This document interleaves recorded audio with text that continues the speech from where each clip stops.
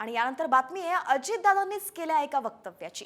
लोकसभेला पवारांची शेवटची निवडणूक असल्याचं सांगितलं जात होतं आणि आता ही शेवटचीच म्हटलं जात आहे। त्यामुळे आता नातवाकडे लक्ष दे असं बोललं जात आहे। मात्र मी पुतळा असलो तरी मुलासारखाच असल्याचं दादांनी म्हटलंय। तर साहेबांची शेवटची निवडणूक असल्याचं कुठला दुश्मन म्हणतो असा प्रतिसवालच सुप्रिया सुळेंनी केला। काही काही जण वेगवेगळे लोक भेटतायत सांगतायत की आता सुप्रियाच्या वेळेस पण सांगायचे साहेबांची शेवटची निवडणूक आहे, सुप्रियाकडे लक्ष द्या, तुम्ही लक्ष दिलं तो तुमचा अधिकार आहे, मला काही म्हणायचं नाही। आता पण साहेबांची शेवटची निवडणूक आहे, नातवाकडे लक्ष द्या। याला म्हणलं कमिट कठीणच झालं, पोरग सोडलं की एकदम नातूच काढला।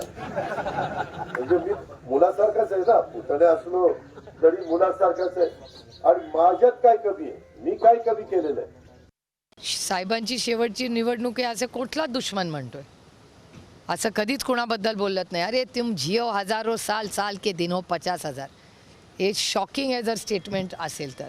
गेल्या 6 दशकाच्या राजकारणात शरद पवारांनी कधीही इमोशन्स वगैरे या गोष्टी कधीही केलेल्या नाही। त्यांनी कर्तृत्वावर, कष्टाने आणि विकासावरच मतं मागितलेली आहे।